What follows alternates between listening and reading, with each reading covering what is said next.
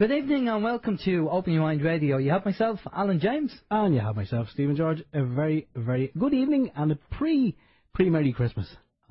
We're just chatting away. It's Sunday, the 22nd of December 2012.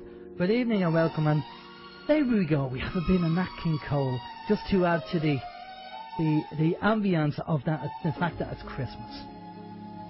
Good evening. We have a comedian on tonight. I'm sure you all probably heard him called a chap called Aidan Killian. And Aidan's been doing fantastic work, doing a lot of gigs, and being kind of, the satire is very good. I love his satire, observational comedy. I find the humour that he uses is brilliant, and he's using everyday situations, the stuff that we actually have to deal with, like banks ringing you up and debt collectors having to ring you up and all that kind of stuff. So very, very interesting. We're going to get Aidan on in a few minutes, and we're going to be talking to him all about his comedy act and anything else that goes. But for the time being, we'll get the communication channel, Steve. Already? Yeah. Okay. Nah, I have to go. Sorry. The communication channels are email info@oymireland.com, by phone 046 927 1212, and you can also contact us direct through the OYM chat room. Thanks, Mary, and a very Merry Christmas to you. If you're listening on the MSI stream and you want to... I said it before and I'll say it again, it sounds like ice cream. If you listen on the MS Ice Cream, it sounds like a ship now, the SS Ice Cream. We're going to be monitoring the MSI chat. We're also going to be monitoring our own chat room as well. So if you have any questions for a guest this evening, Mr. Aidan Killian, or just Aidan Killian without the Mr., you can pop them in the chat box and I will copy them and paste them into my little notebook here, and all questions will be asked. Yes, if you want to ring in as well, you are welcome to ring in on the OYM bat phone. It's 046 927 1212. Again, as I always say, if you're ringing in from outside the Republic of Ireland, it's 00353 in front of that. Alan. Right, Steve. Now, Mary has heard you calling her Mary, so she left a little jingle for you. If you want to play Mary's jingle, if you want. This is the jingle that you said we're going to play and you wouldn't let me listen to it before. Okay. Exactly, yeah, go ahead. Okay, here we go. This is Mary, apparently, nice one, Steve, wishing all the Open Your Mind listeners a very, very merry, not too merry, Christmas and a happy New Year.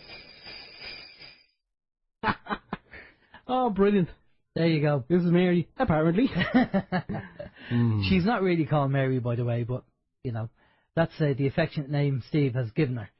Right, okay. So, Steve, you're going to tell us all about our clean-up on the website then. Yes, we went around the website earlier on. Well, Alan did. He put on his Wellington boots and he got a big scrubbing brush and a dustpan, and he went around the OYM website and all the email accounts that were bouncing back. As you know, we send out emails during the week and on a Sunday to let people know what's happening during the week, and also to let you know who's going to be on the show. And some of the emails were bouncing back. We also had some people saying that they couldn't log into their old accounts, and when they'd be coming on the chat, they'd have to log in as different users, and it was just getting messy. So there were so many emails bouncing back that Alan went in.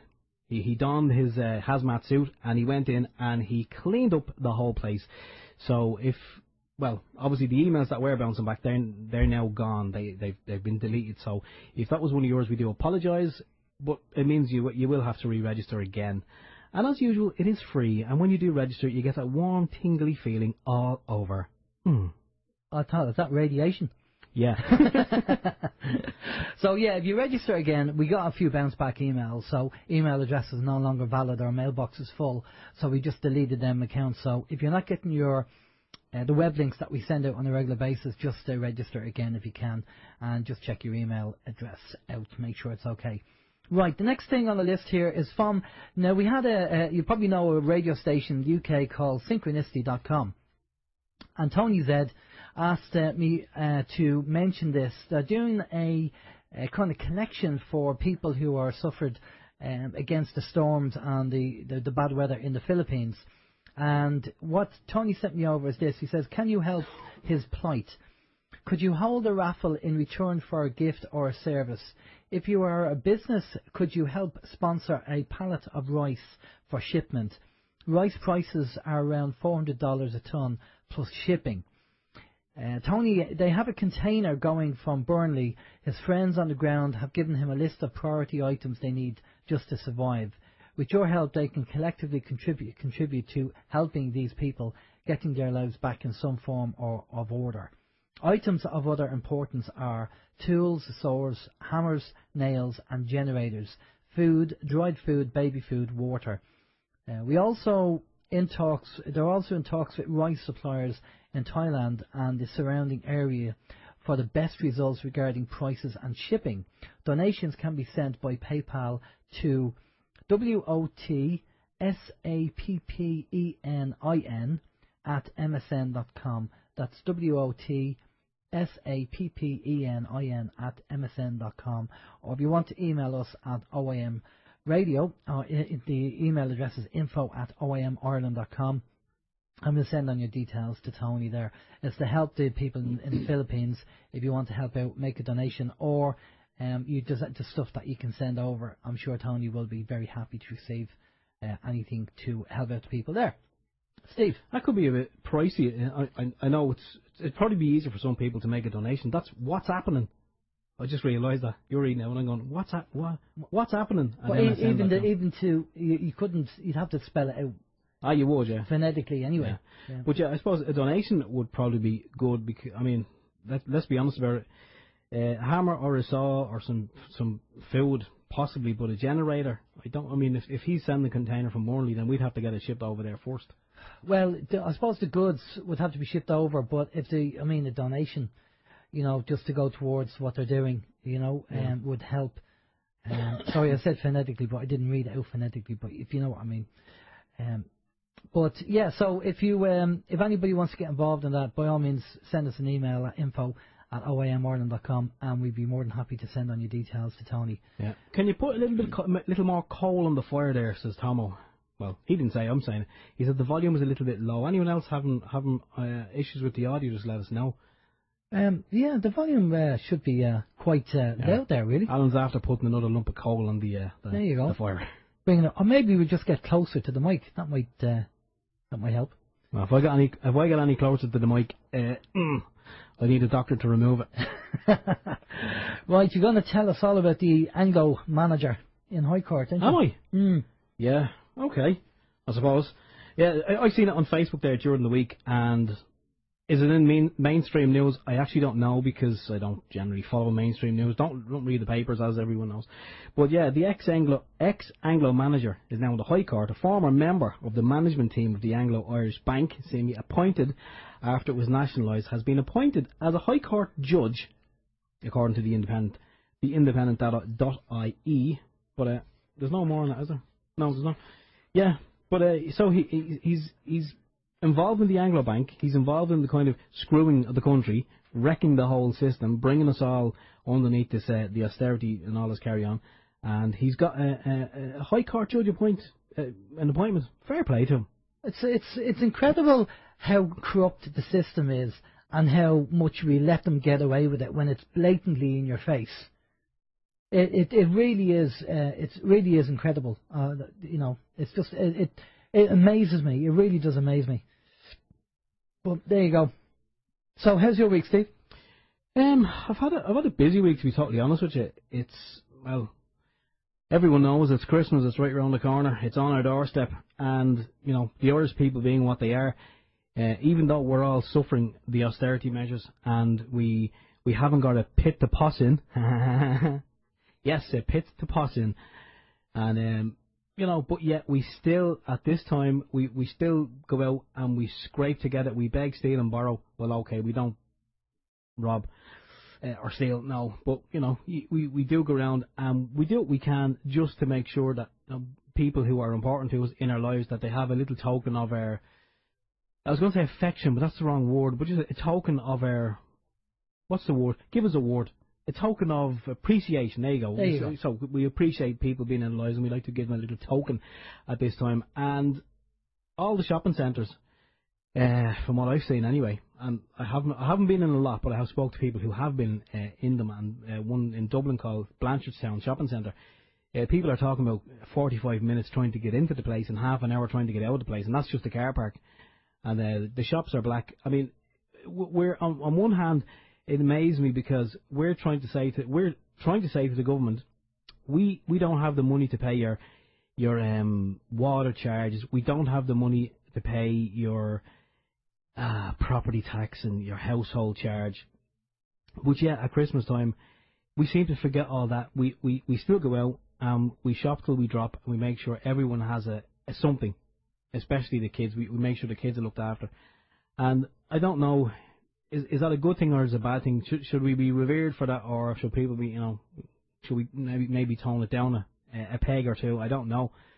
But yeah, I'm not going to go on. There's loads of stuff that's happening in the alternative news. There's loads of stuff that I've seen on Facebook and that I've been following. But I'm not going to go into it this week because I'm trying to, as like everyone else, I'm sure, I'm trying to just, put that to one side, put it on the shelf for the moment. I just want to enjoy the next couple of days at home with the family and recharge the batteries and maybe just, take a little bit of time off. I know Alan's going to try to do the same and just, because we do get kind of bogged down and preoccupied with all that's going on, and I think it is important sometimes just to take a back seat and enjoy your family. Because, we don't know how long we're going to be around. We don't know how long they're going to be around, so there we go.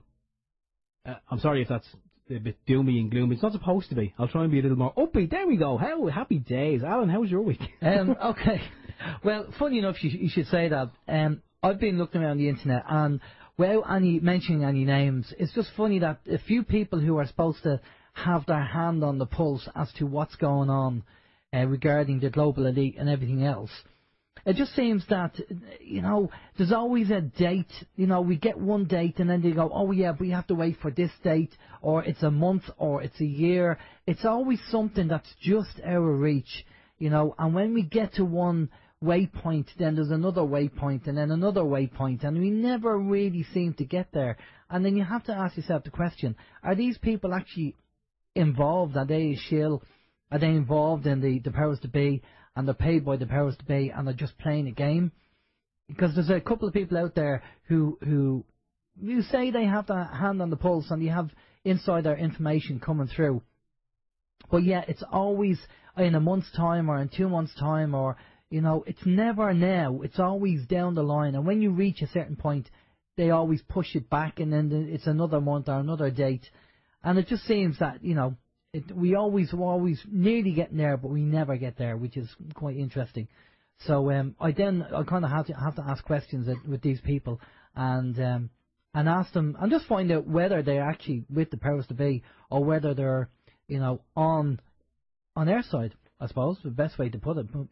Are they on their side? The other thing that came up during the week, which I'm sure you're all aware of, because that the government want to bring in the water charges. And they want to start charging us for the water, and they're saying, well, basically they can't stop the water completely because that would be against human rights, but they can either restrict the pressure of the water, so you can, you'll get water to your house, but you won't be able to have a shower and stuff like that. Now, I don't know about you, but when I go into a shop and I'm going to buy something, I can generally ask them what I want. Like if I'm going to get a sandwich, I can, because I'm paying for it, I can dictate what I want in my sandwich. I can say I'll have that, but I don't have that. Okay? And they, because I'm paying for it, they do what they're told, and they give me the sandwich I want. Now, surely this is going to be the same with the water charges. If we're going to be paying for the water, surely we can dictate to the government and say, well, sorry, but if I'm paying for this, I don't want fluoride in the water. Simple as that.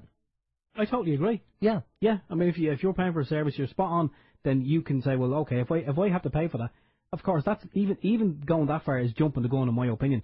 The first thing I want to do is, well, show me the contract. I want to see the contract, because if they're going to start charging you for a service that they're allegedly supplying, well, if we don't pay for it, then they reduce it. But as you say, they can't switch it off because that's against the human rights. Yeah. So therefore, well, what are they actually doing?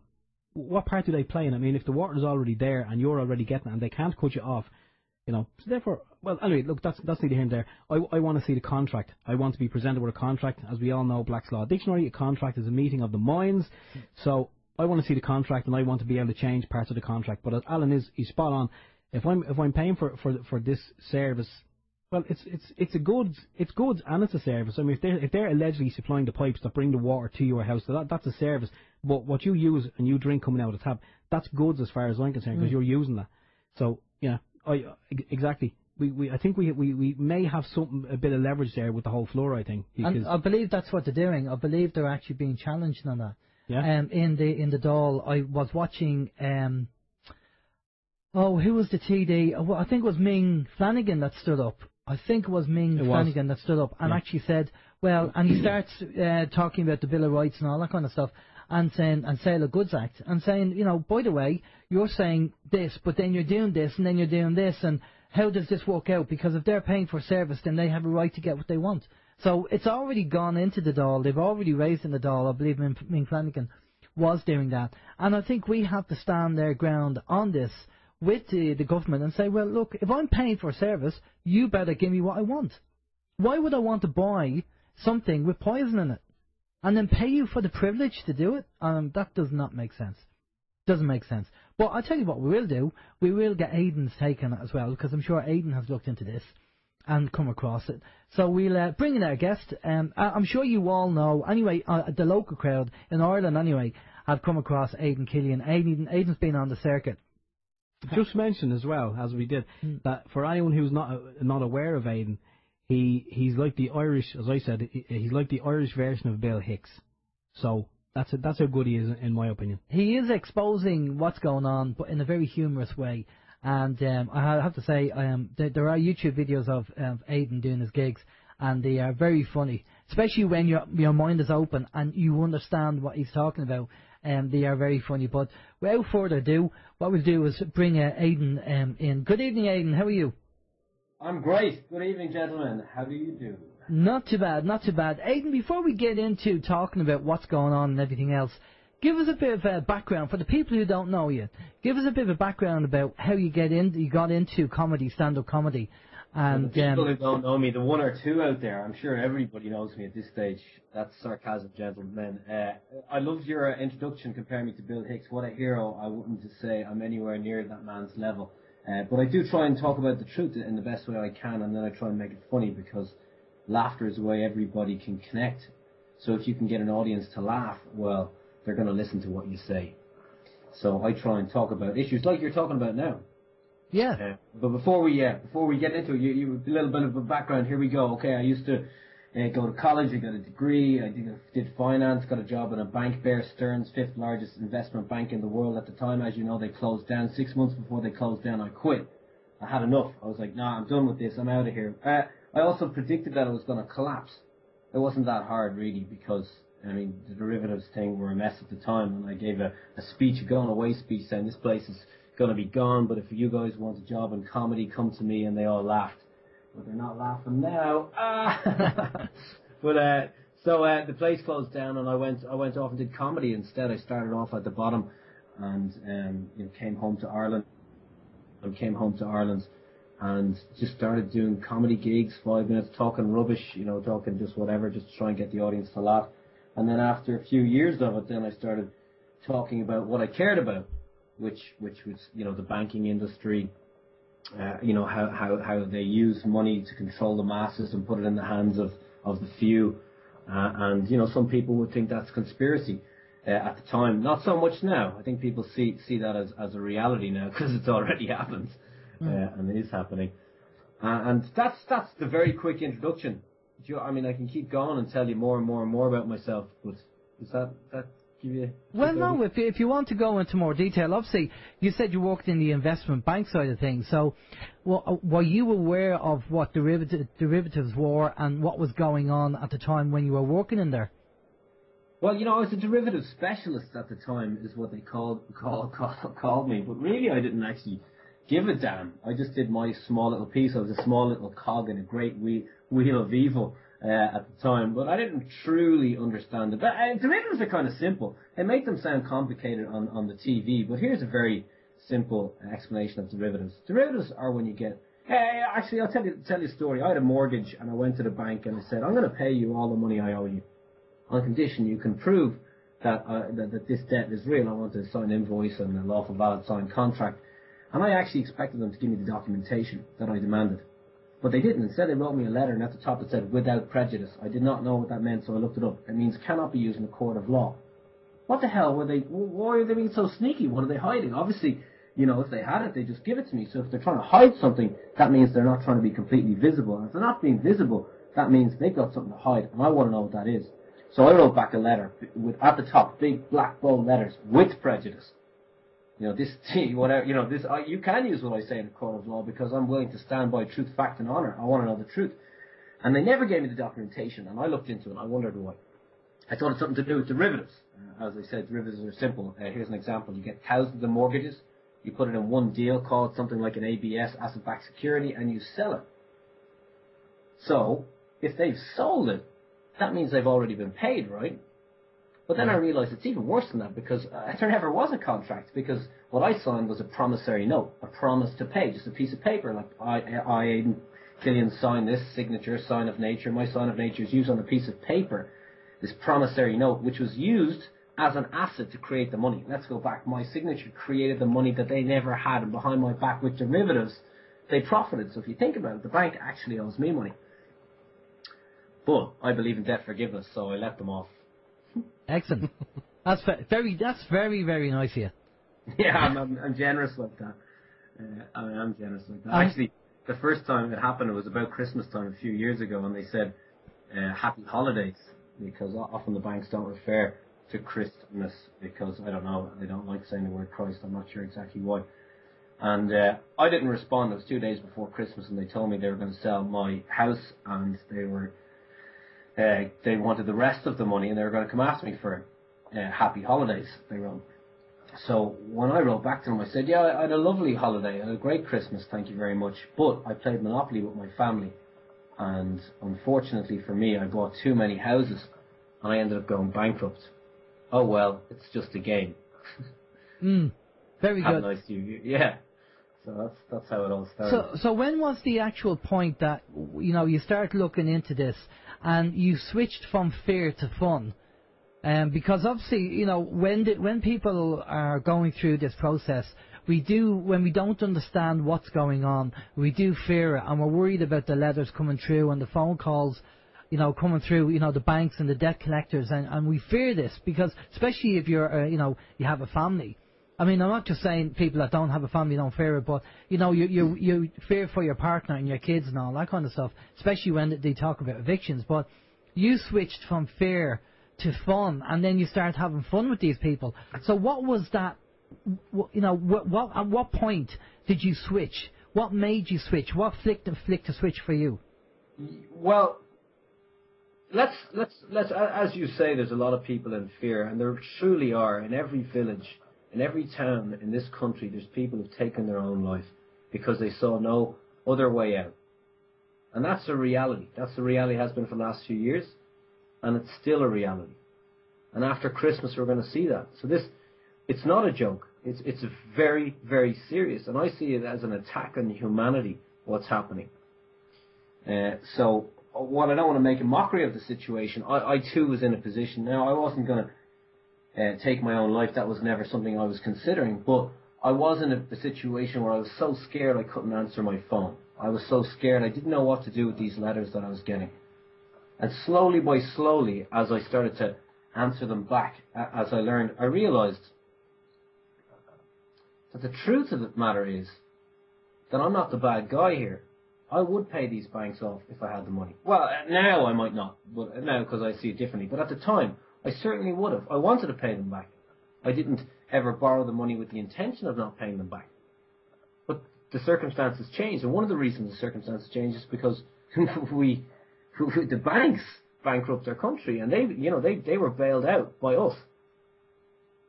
So they're really the ones in debt. So for them to have the audacity to threaten me, to send me letters that may put me in a state of fear, that's a criminal activity in my opinion.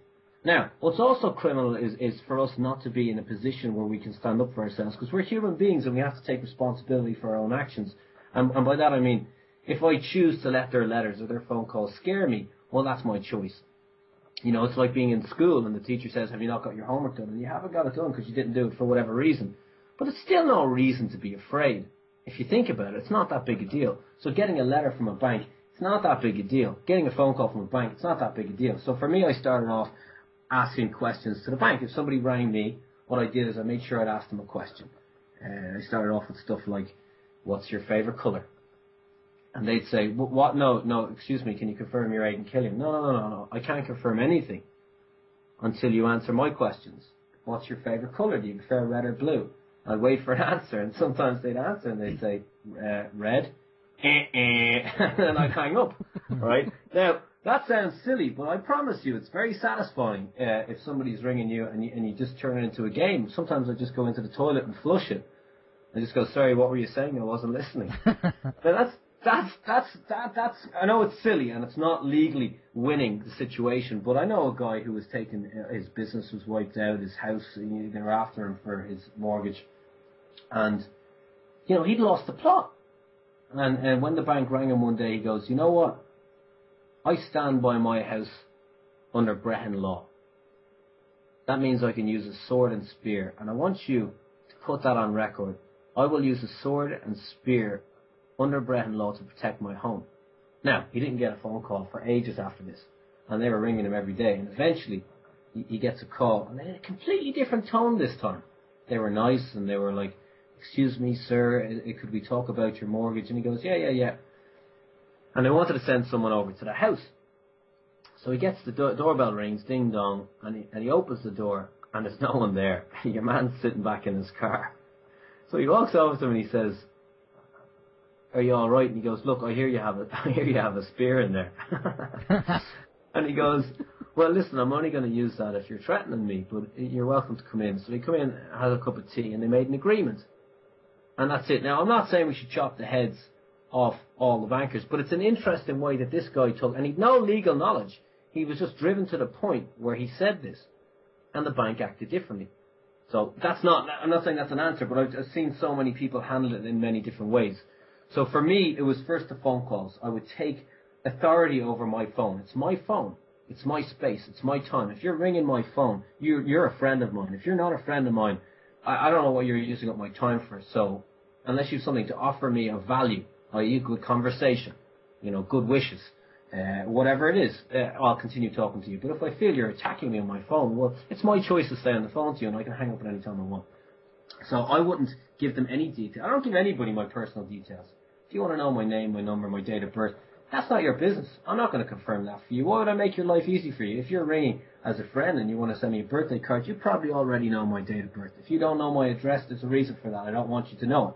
So I don't give them, I don't tell them these details. I ask them, where do you live? Where do you sleep at night? Where do you sleep at night? And you can hear the pause when you say something like that.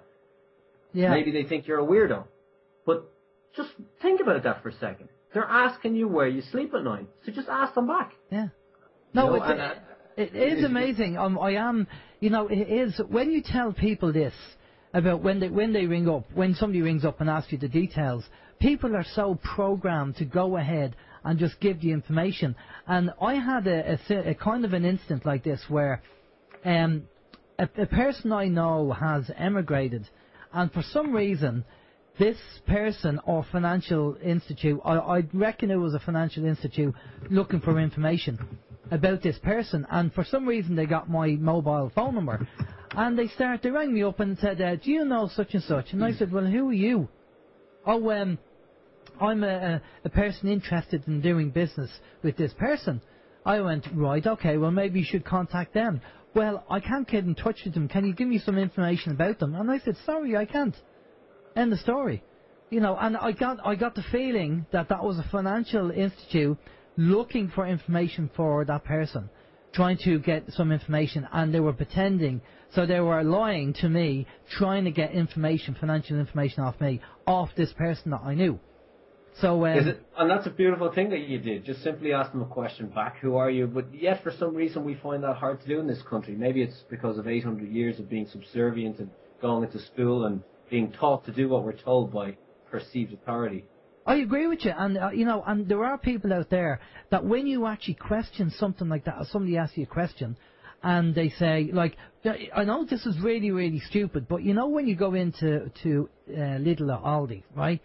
and you get these stroppy. Some of them can be stroppy. The supervisors, the men, I think more so than the women. And and when you start gender war, here we come. and when you start packing your bag right at the till, they go, "Oh, you have to go over there and pack your bag." And I normally say, when they say that, I say, "Sorry, I'm no good at taking orders." And I slowly pack my bag. You know the way they have a speedo underneath the cash register, and they obviously have a staff competition who can scan the food the quickest, and you probably have an employee of the month scanner. You know, it's like this scanner goes to 11, it's like Spinal Tap. Well, I purposely take the food and I pack the bag really slow, and I'm sure that really gets on the nerves. But when they say, "Oh, can you go over there and pack it?" I go, "No, I'm no good at taking orders, sorry." And I carry on just packing the bag. And you can tell that it kind of gets on their nerves because I'm not doing what I'm supposed to. You know, like everybody else, 99% of the shoppers, you know, will, "Oh yeah, I will do that," and then go over. And then, you know, and I just disagree with that. You know, I'm giving you my money, I'm going to stay here and I'm going to pack my bag. And if you don't like it, then tough, you know? And that's it. I mean, most people are, as you know, the maximum of law, silence is acquiescence, and most people will just not question anything. Like, you want to pack your bag there, that's your right. It's your God-given right. I'm packing my bag here, and you can go as slow as you like or as quickly as you like. Exactly, and you know, again on the phone now. Tell us about the other thing that you do, which is the music on hold. Because what we want to do is, people listening to the show tonight, when you do get a phone call off a bank or the ESB or whatever, because we've all done it, we've all got the phone calls, have a bit of fun with them, because they're ringing you on your time, on your phone. You're in charge, not them. So you tell us what you about your green sleeves or your music. Well, yeah, I did a comedy skit, stand-up routine on the phone calls that I used to get, and one of the things I do, I don't really get phone calls. Nobody rings me anymore, unfortunately. That's the thing. As soon as you get good at it, as soon as all that fear is gone, they won't ring you anymore. You don't need to threaten them. You don't need to be abusive. I mean, a lot of these guys are doing it's not the greatest job at the bank, ringing you guys. You know, it's not a bank manager. We're not talking. You're not talking directly to Rothschild himself. So I try not to be rude. Now, I used to be at one stage. I wasn't always so passive. At one stage, when I was in fear, the fear turned to anger, and then the anger turned to acceptance. And now I'm okay with it. But at one stage, I went shouted at them, I won't say any bad words, but I might question, who are you to be ringing me on this phone? I might raise my voice and so on. But then I realised there's no need to do that if you can avoid it. So one of the things I always put them on hold. I always, when they're talking, I always cut them off as they're talking and go, "Excuse me, I need to put you on hold." And I put them on hold. Sometimes I just put the phone down for a minute and think about what I'm going to say. Or sometimes I play a little song for them or sing a song. You know, one of the things I do is I go, "Excuse me, I need to put you on hold."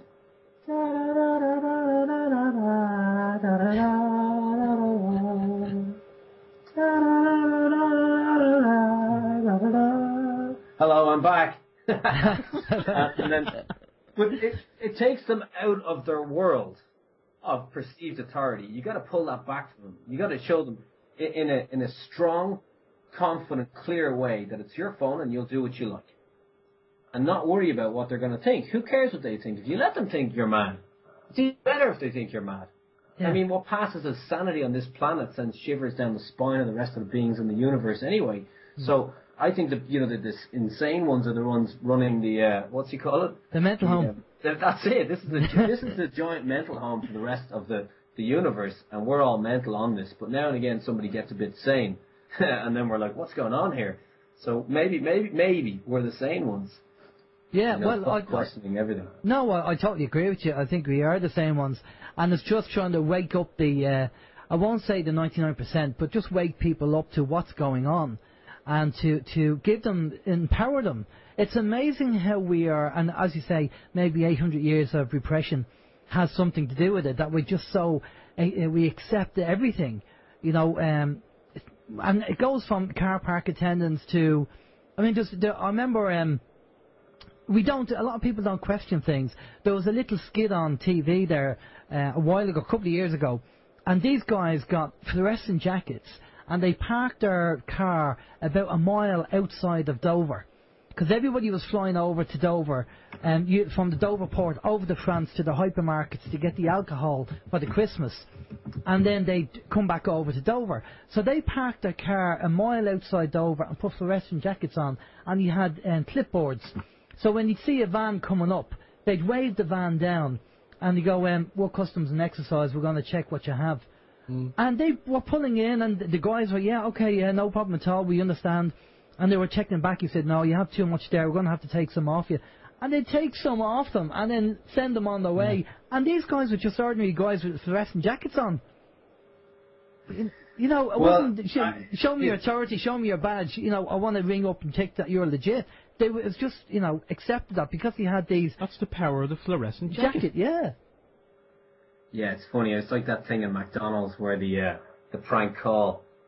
Somebody rang up and basically they did a prank call and they said, "Can you get the blonde girl in here?" And they ended up, getting the staff of McDonald's to strip search her. You're joking. All on the phone. Just a guy rings up on the phone and he pretends to be a policeman and says, "I need it," and gets this poor girl working there. She gets strip searched and everything. Now, it turns out it's a prank call, and she ends up winning. She ends up winning and sues them. I think she got $6 million. But this happened a bunch of times. And people, I could ring up and say, "I'm a policeman," call that person in, and people just go along with it. Yeah. We're trying, but right, here's the interesting, because it's now Christmas time, right? And Steve was mentioning there earlier, he said, enjoy yourself because we don't know how long we'll be around, and that's very true. But Christmas is a time of Christ, and Christ was the Messiah. That was a title, the Messiah, the Savior, if you will. And this, I don't know if Jesus was born at this time of the year or not. It doesn't really matter. But now it's winter solstice, by the way, gentlemen. So happy solstice to you. Yeah, on YouTube. And the darkest day of the year has gone, and every single day brings more light from now on in. So it's a time of light. So whether this man Jesus was born or not, or whether he even existed, it's not really important, right? But one of the things that he said, or he said, is the kingdom of God is within all. The kingdom of God is within all men. Now that obviously includes women too. So that's a very interesting concept. So if he's the Savior, all of us are the Savior. So it's your responsibility. And I mean, this guy didn't hang around, he didn't listen to the bankers or the churchmen. They had a rule that you can't eat on the Sabbath day, which was Saturday for them. But he ate on the Sabbath. He did his own thing and justified it. And that's basically it. You're here to save yourself. And now's a good time to realize that you're here. No one's going to save you. And one of the ways to save you is to ask questions. If somebody tells you to pull over, do you have to pull over? If somebody tells you, if you're not a criminal, why are you? There was a clamp on my car recently, and I got an angle grinder to take the clamp off, and two men came over to me, dressed as Garda Síochána, acting as protectors of the peace. And I told them it was okay, I didn't need any help, have a nice evening. But they insisted on helping me, and they were kind of distracting me actually, because I nearly had the clamp off, but then they told me I couldn't do that. And I said, I can do it, and I'll be finished now if you lads, weren't disturbing my peace. I said, no, you're destroying public property. And I was like, no, excuse me, gentlemen. I'd be very nice to them. I mean, at the end of the day, they're men. They're the same as me. Yeah. They're just wearing a uniform. That's all. They're no better or no higher, no lower than I am. And I look them in the eyes and I treat them the same way as I treat a brother. And I say, excuse me, guys, this is private property. This belongs to a corporation, which is a civil matter. So if these men who work for this company have an issue with me taking off this clamp, I just want to travel freely as per my constitutional right and my Universal Declaration of Independence right. Now this is my right to travel, and I can't travel with this object on my wheel because the wheel won't move around with it and it'll wreck my car. So I just want to remove it. And if they have an issue with it, they can send me a letter and I'll deal with it in an appropriate manner. And if it so happens that we go to court, well, we can deal with it there. But in the meantime, there's no breach of the peace here, gentlemen. So I don't need your assistance. Thank you very much. Now, it went on for a few hours, and I did end up getting kidnapped and taken into a guard station, and there was more questions. They wanted to know my name and date of birth and things like this. But, I mean, you got to tell the truth. So when they asked me for my date of birth, I said, I don't remember. I was too young at the time. And they asked me what my name was, and I was like, well, under what law do I have to give you my name? And it went on for a few hours, and eventually I'd say let me go. Let me go is kind of like as if they didn't do it. There was no charges pressed or anything like that. But it was an interesting situation, because there was no violence, there was no anger. They were pretty decent men. They just thought they were doing their job, and I discussed it with them, and and it went on, and then that was it. But for me, it was like a big moment because, well, one, I didn't want to clamp on my car, and if I do have to pay money down the road, well, maybe I will, maybe I won't. That's not the point. I wanted to travel, and I wanted, to move, so I made that decision to go again. And some people say, "Aidan, you're promoting anarchy here. What would happen if everyone's like that?" Yeah, I am promoting anarchy in the way that anarchy comes from anarchist, which means what? No beginning. If there's no beginning, is that right? What does anarchist come from? I don't want to say the wrong thing now on the radio. I think it means no beginning. If there's no beginning, that means it's like eternal. And if there's no eternity, that means there's nobody above you. There can be nobody above you. So everybody's equal. Am I getting a bit lost off track here? Are we okay? We still follow? Well, no. Yeah. If you look at the way things are, the law. If you go into a court, you know yourself, they want you to swear in the Bible, and in court, the highest law is God's law. So why are we, being subservient to these statutes and acts which are created by man, when actually we created? Because you have God, you have man, then you have common law. And then underneath man, you have the government, and the government creates the acts and statutes. So if that's there underneath us, then we're above them, that legislation. We're above that law. We're not above common law, but we're above legislation. I mean, yeah, absolutely, I completely. But if the acts are there to help us, great, go for it. But if you think that those acts are acting against you, for example, an act of the law would be you weren't allowed fish in the time of the famine. You weren't allowed. The food wasn't your food. They belonged to the crown or the king, whoever was in charge at the time. So it was a crime. It was considered a crime to feed yourself. And you also weren't allowed to grow food. So I don't know. For me, that's not the law. That's clearly that doesn't make sense to me. So if a law is used against you, then it's your duty and responsibility not only to not follow that law, but to do everything in your power to stop it. Well, there is a maximum in law which I've said on the show. I was reading maxims there a couple of weeks ago, and the maximum in law said the law I'm just trying to think the wording. The acceptance creates the law. So if you accept it as law, then it is law. Then it does apply to you. But if you say, I do not consent, then it doesn't apply to you. And that's I have a nice way of explaining that, right? Let's say that I'm out socially. I'm in a cafe, and I'm having a cup of coffee, and I see a girl sitting at the table beside me. I walk over and I say, I'm going to sit here. She says nothing, so I sit down. I look her in the eyes and I say, I'm going to kiss you on the lips. And I move slowly towards her. And she says, stop, I don't know you. Well, then I'm not going to kiss her. But if she says nothing and smiles, well, that silence is acquiescence. She's giving me permission to kiss her. By her not stopping me sit down, she's giving me permission. But if she says, no, don't sit here, my friend's coming. Or I don't know you, I want some peace. Well, then I'll walk away. And it's the same way with, there you go, like the census that what they sent around. I wasn't interested in filling that in. And some people judge me and say that's wrong, and I'm okay with their judgments. I'm okay with that judgment. But I had no interest in filling it in because I didn't want to sign it because it's a contract, and also because the company was going to was, ICAI, which were the people who tortured people in Iraq. And I don't want to give a company, who have a long history of working against the good of humanity, my details. I don't think that's in the interest of me or mankind. So I'm not going to fill it in. But at the end of it, it says if you fill this in correctly, if you don't fill this in, you may be fined €20,000.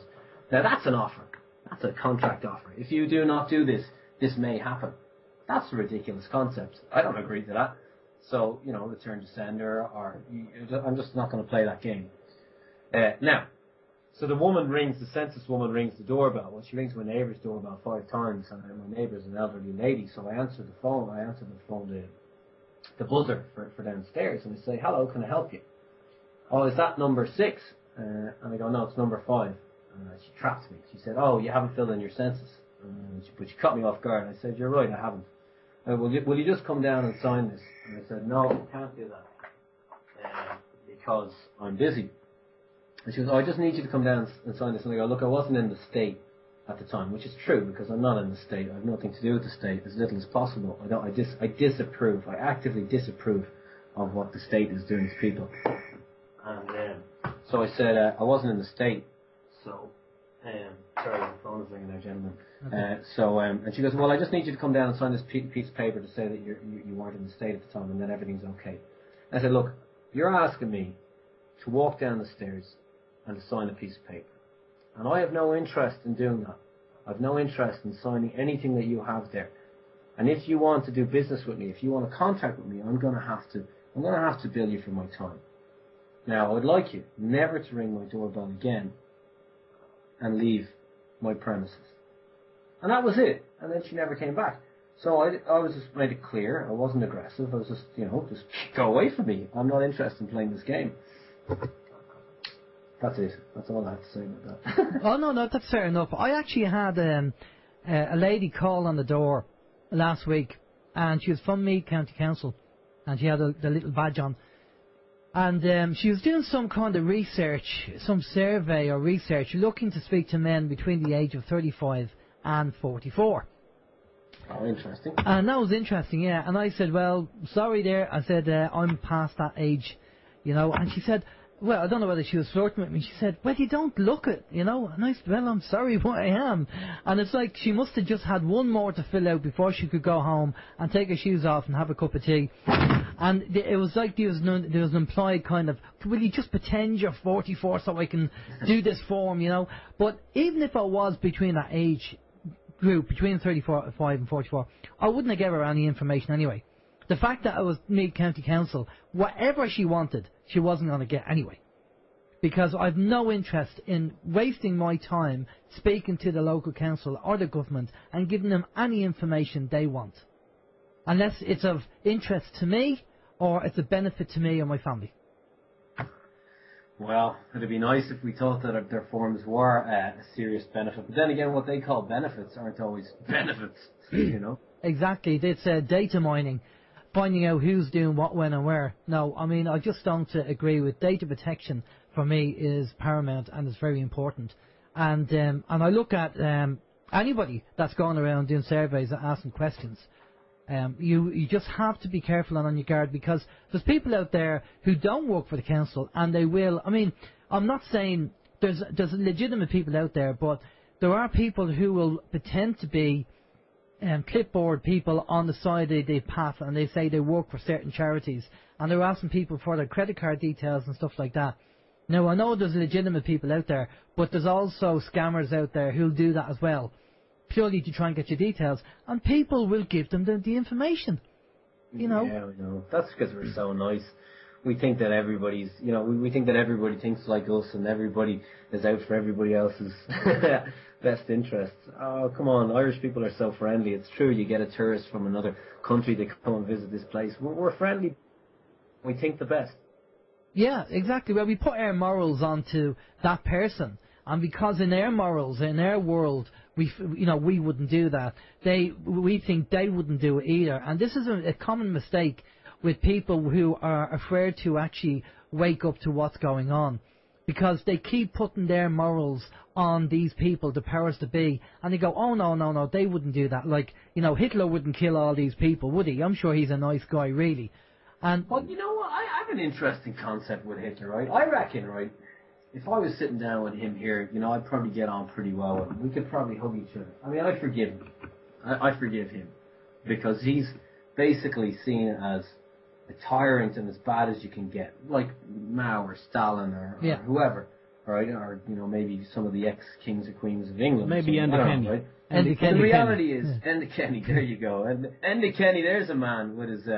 There's a man. I love Aidan Killian because, right, he said, and I quote, talking about the household charge, it is morally wrong, unjust and unfair to tax a person's home. It could probably be unconstitutional. Aidan Killian, 1994.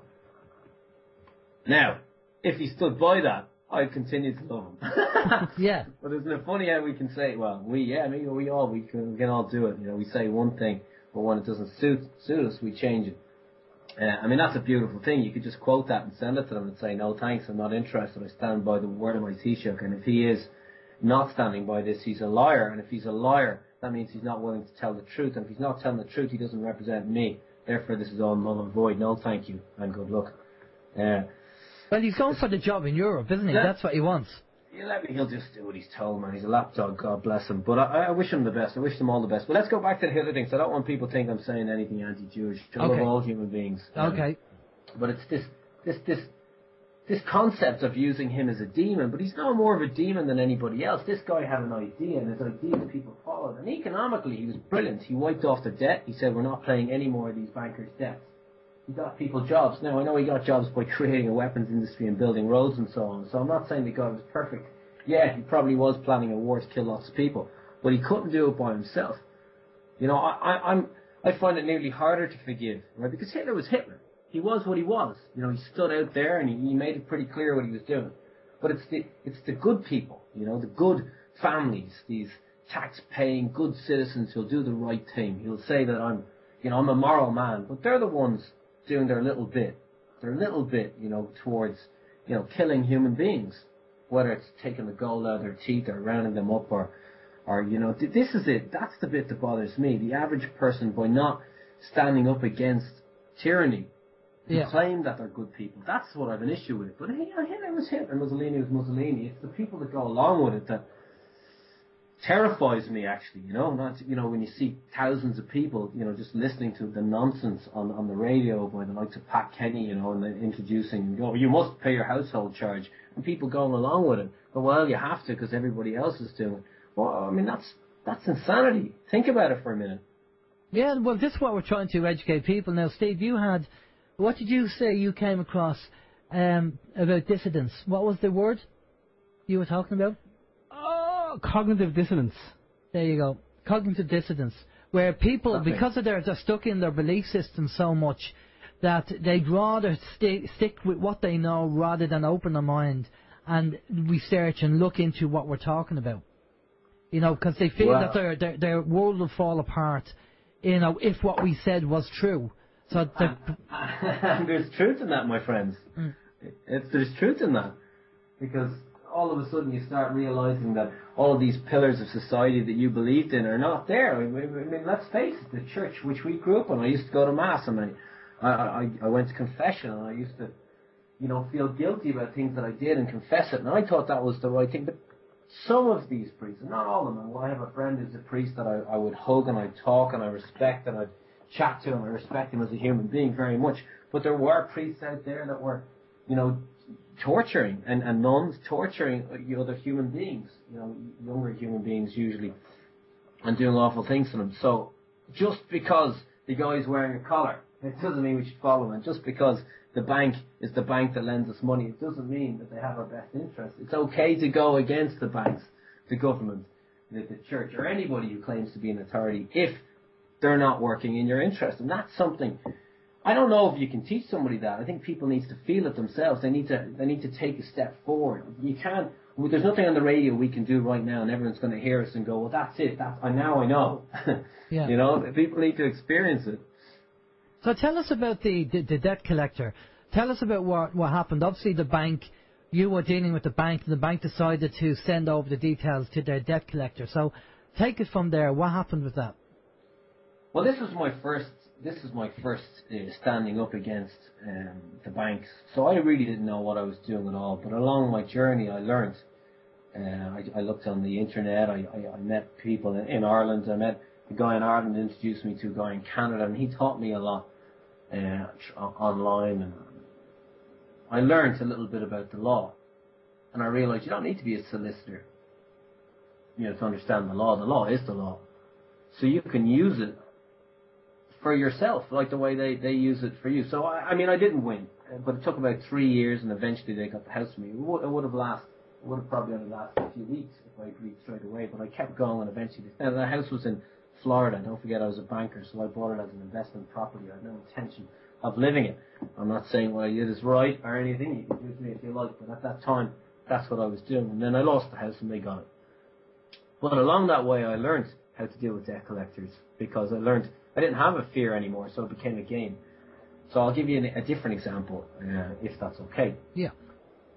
Meteor, as you know, is a phone company, okay? And I was with Meteor for a long time, and I got a text message from them. And on the text message, they're advertising a new product. And the new product was, I don't know what it was, doesn't really matter. But I could have let that go. But as we've just discussed, silence is acquiescence. So if I do nothing, I'm basically saying it's okay for you guys to advertise to me. But if they're advertising to me, they're profiting. It's not just me, they're doing it to many people. So there's probably hundreds of thousands of, unwarranted text messages going around to people disturbing their peace. Now, I have a problem with that because this is my phone, this is my space, this is my time, this is my life. So if you do that, you're stealing my life. And people go, well, you're exaggerating, Aidan. Am I? Maybe I am, but it starts here. It starts with a text. I could have been talking to God for all I know. Now, I wasn't talking to God, but that's not the point. Well, I could have been, or maybe God was talking to me, maybe he wasn't talking back to me, or maybe he was, but I just couldn't hear him. And the reason I couldn't hear him is because I was disturbed by this text message. So for me, it's, how dare you disturb my peace with your ad. So I wrote them an email and I said, hey guys, you sent me a text message and you disturbed my peace and you're in breach of contract. And because you've breached our contract by disturbing my peace with an unwarranted text message, I'm not paying the bill. And they didn't agree at the start, but I stuck to my guns and I said, well, if you guys cut me off, I'm going to send you a bill for 10,000 euros. Don't cut me off. The fact is, you broke the contract, and I want an apology, and I want you to accept that I'm not paying the bill this month. And they agreed. They acknowledged that they sent me the text, which they did. And then once they agreed, I said, thank you for accepting financial responsibility for your errors. Now, if you send me another text, I'm going to bill you 100 euros per text. And they said no. And I said, I'm not interested in renegotiating my clearly stated terms and conditions. I do not consent to be advertised to. And if you breach that, I will bill you 100 euros. Whether you pay that money or not has nothing to do with me. You'll just be in dishonour and you'll have an outstanding debt to me. And if so, well, most likely we'll deal with it in the courts. Now, 3 more texts came. So they owe me 300 euros, right? Yeah. I maxed my bill out. I brought my bill up to 284 euros, and then I had to leave the country, and then they cut me off.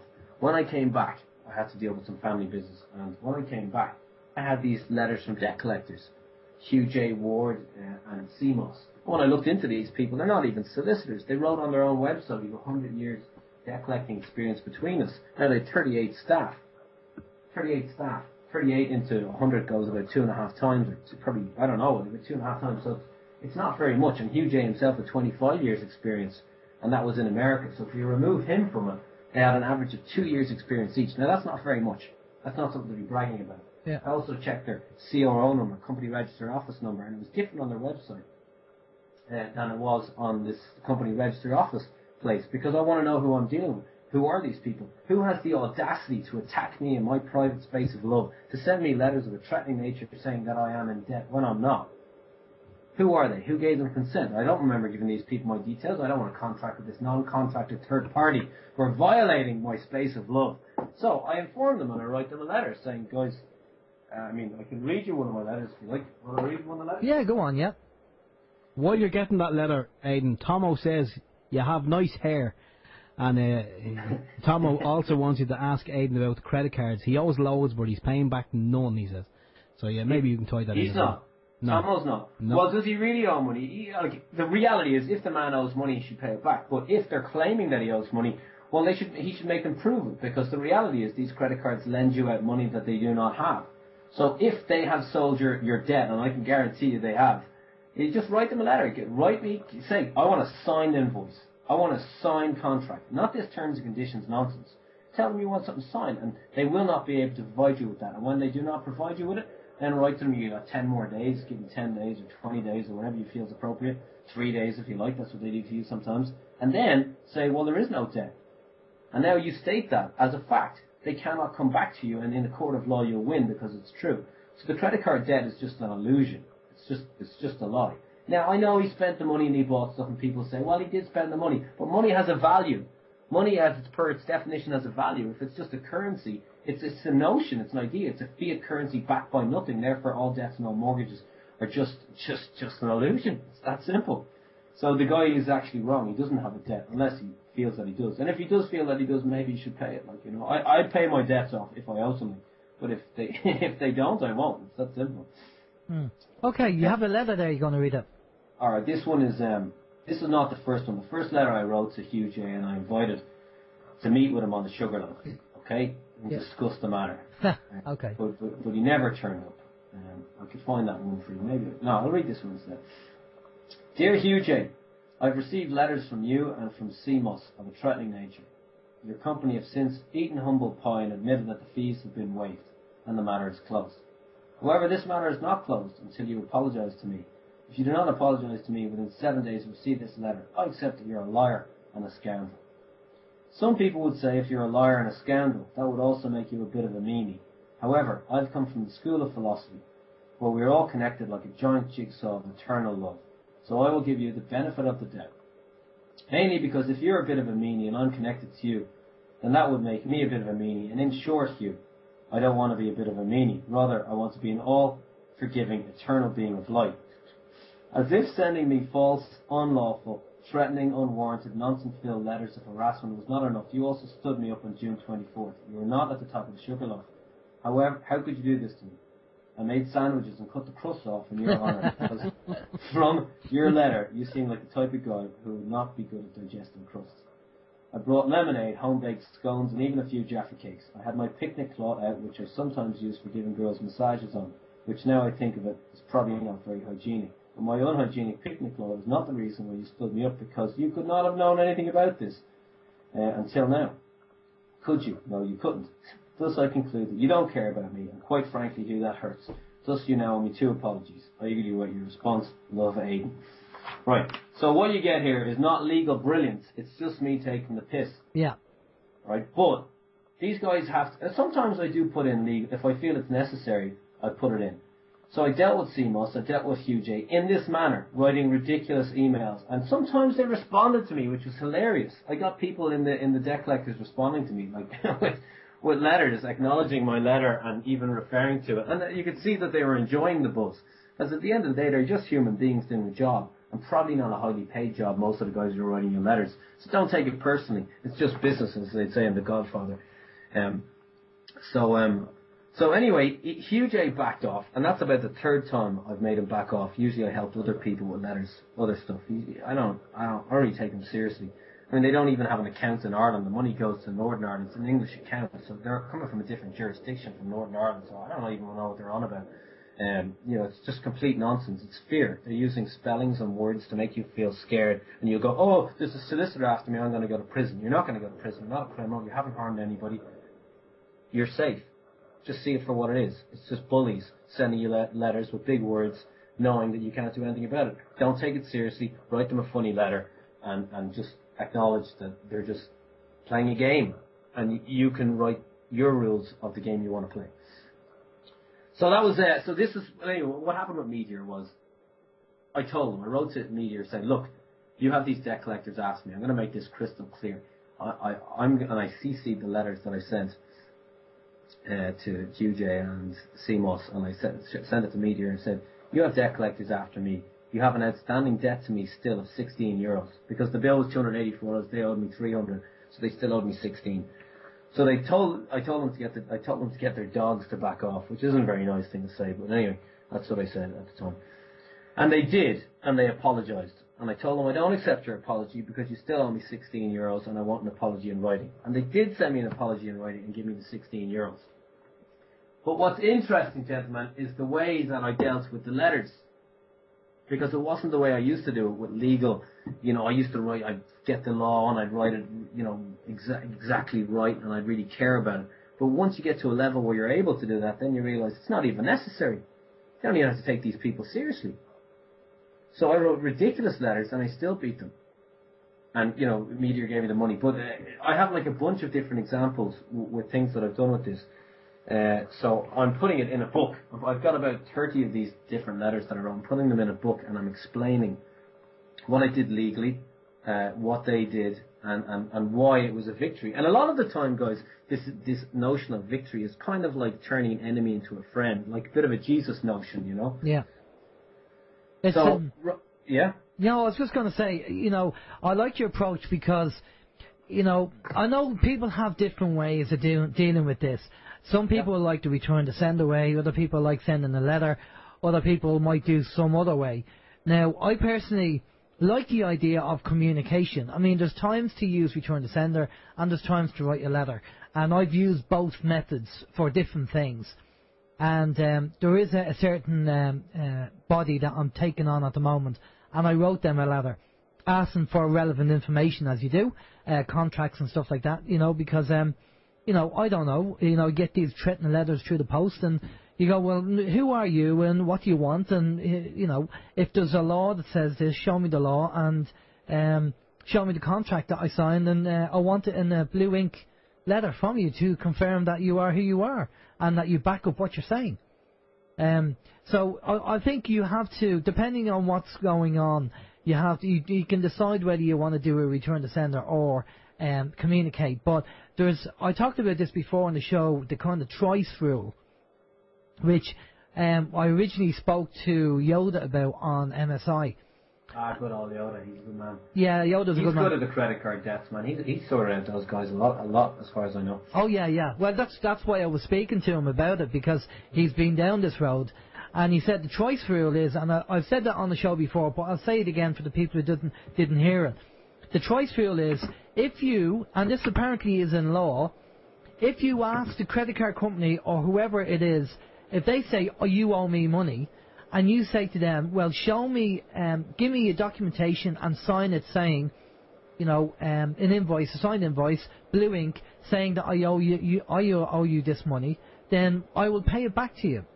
And then if they just send another letter out saying you owe the money, but they don't give you that, then you say that you do the same thing again. So 3 times you ask them for a signed invoice, paperwork, to say that you owe them the money, and if they don't after 3 times of you asking them for that evidence, then basically there's no debt, so you forget about it. Because in the court of law, if you go into the court and say, look, I asked this company 3 times for this to show me the debt, you know, to give me a signed invoice, and they won't give it to me. Now, here's my kind of argument with this. Unfortunately, I mean, as a person who does business now and again, I do use invoicing, but I have never, ever had to sign an invoice for anybody.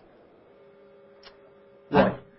Right. So the whole idea of getting a signed invoice from a bank is a bit strange, because in all the time I've done business and worked in the corporate world, I've never had to sign an invoice. I've been asked to sign invoices. Okay.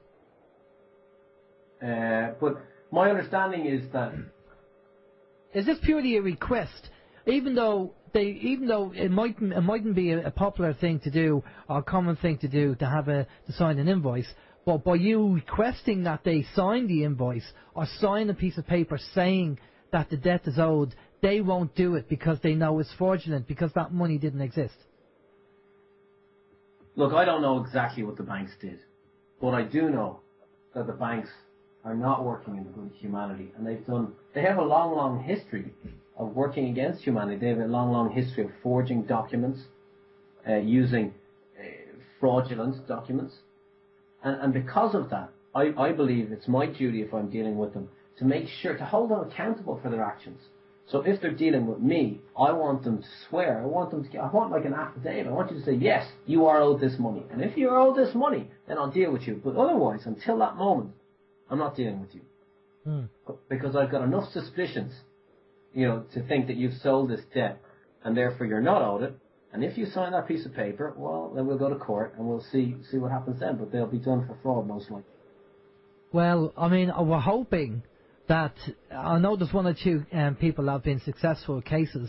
I know Tom Darcy has... Many people. Yeah, Tom Darcy has been the case that he was working on.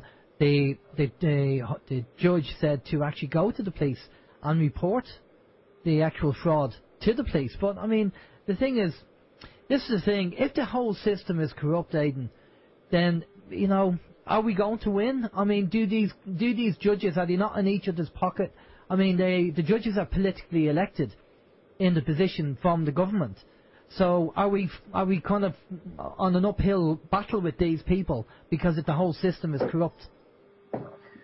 Well, the judge is going to be held accountable for the law, and they have to follow by the law. So if you know the law, you can hold them accountable for it. I mean, you guys mentioned earlier that one of the ex-Anglo manager guys was made a High Court judge. Yeah.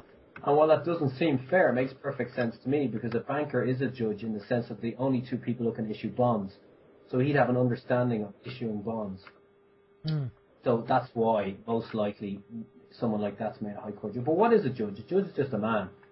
And if you and me have a disagreement about something, maybe a commercial disagreement, because you do something for me and I say, well, I want a signed invoice, and you say you won't give me one, and then I'll go into court and say, you won't give me a signed invoice. The man acting as judge, we both agree that this guy's the judge over this matter. So I say my piece, you say your piece, and he makes a decision based on the law. And because you have to, you have to, if we're in business together in commerce, give me a signed invoice, well, I'm going to win in that particular case. Now, if you sign the invoice and they still don't pay you, well, then I'm in dishonour, and the judge will act that way. But either way, he's going to get paid. Solicitors and barristers are going to get paid, unless we represent ourselves like men, and then, then they won't. Yeah. So if it's so have you been? I mean, chances are nobody has probably ever been in a situation where they got a signed invoice from a bank. But should somebody in the bank not really understand the whole process and send a signed invoice, then they're obviously, I don't know. Have you come across a case where that has happened and somebody's challenged it? No, I work with the Common Law Society quite a bit. And we've never had an example where they'll sign something saying that they are actually owed money. And because they know that they'll be personally liable if they put their name on that. I suppose it doesn't really matter. The fact is they won't do it. Why won't they do it? I'll give you a signed invoice. If I cut your grass for you, I'm happy to say that I cut your grass for you. But if I haven't cut the grass, I'm not going to sign an invoice saying I have. Yeah. No, I totally agree with you. I totally agree. And this is the thing. I mean, we fundamentally know that the banks are up to no good. And, the whole kind of, their business model is questionable, especially with the securitization and how they do it. And the fact that they when you take out a mortgage, you create the money, then obviously they insure themselves, because they know probably somewhere down the line you might default. So they have that insured. So after a 3-month period, they claim insurance on that default. So when they sell it, they get paid. When you default, they get paid, and they still come after you for more money to actually. It's their job to make money. That's their thing. That's what they're good at, and it works. People are going to keep giving it to them until they've had enough. Until there's nothing left, people will keep going. Keep going. Yeah. Do you have? I know we're watching the time because I know you have to leave. Somebody's going to pick you up. But in the last few minutes, we will get your contact details and stuff off you there. But with the knowledge that you have gained now, what's your words of wisdom to people? And if they're dealing with these kind of people, give us a kind of top 5 things that you recommend people do. Well, what I've learned is, first, when you write with any sort of knowledge or authority over your own affairs, they will laugh at you. They'll basically say you're wrong and you've got no standing.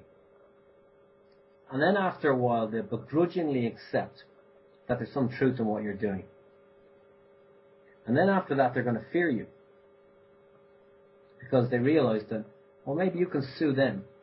But if you don't sue them, and your aim isn't to actually screw anybody, it's just to stand with honour, well, then they start to see that. And you've successfully turned an enemy into a friend.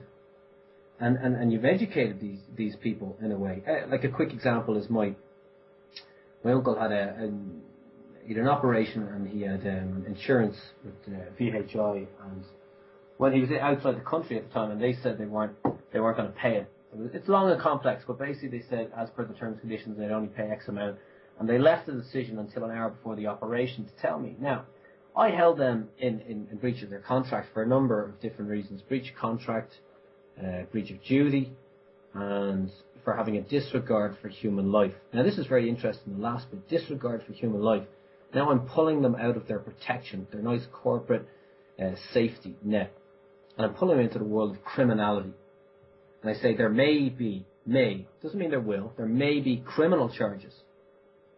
So if I can prove that they did have a duty to pay this money, and it turns out they didn't, and something happened to my uncle, and he died because of their negligence, because of what I've said here, because I've informed them in writing, breach of duty, breach of response, breach of contract, and breach of disregard for human life. Now, if I can prove that, well, then they're in trouble, right? Yeah.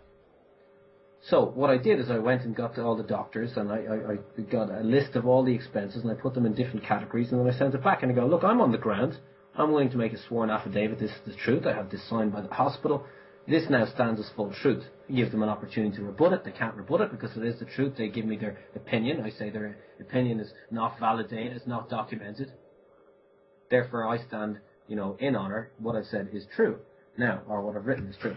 Now, this is very interesting, because now there's a possibility. So now I've already proven it, right? They didn't pay it. I had to get the money myself for the operation. We got the operation.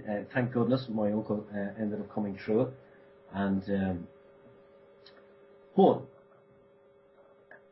afterwards, I could have sued these people. My family would never sued anybody, and my uncle had no interest in starting it. But they would have been in serious trouble. We could have sued them, like for a lot of money, because they were negligent in attempted murder in a way. Now I know that sounds strong, but I've documented that they do owe the money. They didn't pay it. He could have died, and he didn't. Now, so what I've done, but because I was writing to them without emotional attachment, I'm not attacking them or I'm not being rude. I'm just being factual, like the way a solicitor would protecting a court. I try and just keep it to the facts. Just document the facts and then keep going over the facts and never bend on it. Don't write your opinion. Don't write all excess nonsense. Just say whatever the fact is and stick by it, no matter what. Like the way children do. You're an idiot. No, you're an idiot. No, you're an idiot. No, you're, until one of them gives up. And then the other one goes, ha, I won. Yeah. So first they were laughing at me, and then they begrudgingly accepted there was truth in what I said, and then eventually they paid the money that was owed, and they realized that they were scared. I realized they were scared because I knew I could have sued them. So I wrote, my flight, €1,000, my time priceless, and the cost of the trauma caused to my family remains as of yet unbilled. So I'm just letting them know that I could still sue them. Yeah. And they ring me up and they say, listen, Mr. Killian, which I don't like being called, but anyway, we thought about it. We'd like to pay for your flight. Okay, and they paid for my flight and my phone bill, which is €400. But that was really interesting for me because they were so nice to me. Yeah. And they even said to me off the record, they said, listen, by the way, the girls at the office were saying if we were ever in trouble, we'd like you to represent us. So I realised that these guys had no animosity towards me, rather they had respect for my ability to stand by that which is true. Whereas most people will just bend. They'll go, well, the VHO, they've got lawyers and they know what's right. No, they don't. You know what's right.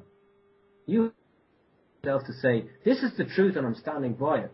So if you get a letter from, I don't know, your phone company or whoever, and they're saying something, you don't have to accept that as true. If they're putting you under pressure, you don't have to pay any pressure. Just go to nobody can demand money from you. The non-fatal Person Against the Person Act, non-fatal Something Against the Person Act 1997. Just quote that and say, look, you've no right to demand money from me. Don't do it, or I'll hold you personally responsible. Write to the CEO. Do a carbon-copied registered letter. Send it to the CEO and say you're going to hold him responsible for, personally responsible for your health if his staff, and because notice to agents knows the principle, if his staff keep harassing you. There's no man, no woman in this country who should be taking any nonsense from a company. These companies are trading for profit. They don't care about you personally. They don't care about your health. They don't care about your heart. They don't care about your soul. They care about your money. Look at it that way. It's just a game of commerce. They're after your money. Pay them if you want to pay them. If you don't pay them, don't take any of their nonsense and simply don't give it to them. But write to them and say your piece, and then whatever they write back, confirm what you already said. Write it to whoever you want, CEO, handwritten, carbon-copied letter, registered post, and then you've got your little case. and they'll never take you to court, and you can sleep happily and have sweet dreams. Brilliant. I think it's fantastic information, Aidan, and fair play to you for having the empowerment in yourself and finding that. And I think gradually, bit by bit, we all are beginning to get that self-empowerment in all different levels. I see more and more of it every day. People are waking up to realise that they can stand up for themselves, and that's a beautiful place to be. It'd be a beautiful country if we were in a place where people could actively make their own decisions rather than being influenced by what they read in papers or see on, the government-sponsored television programs.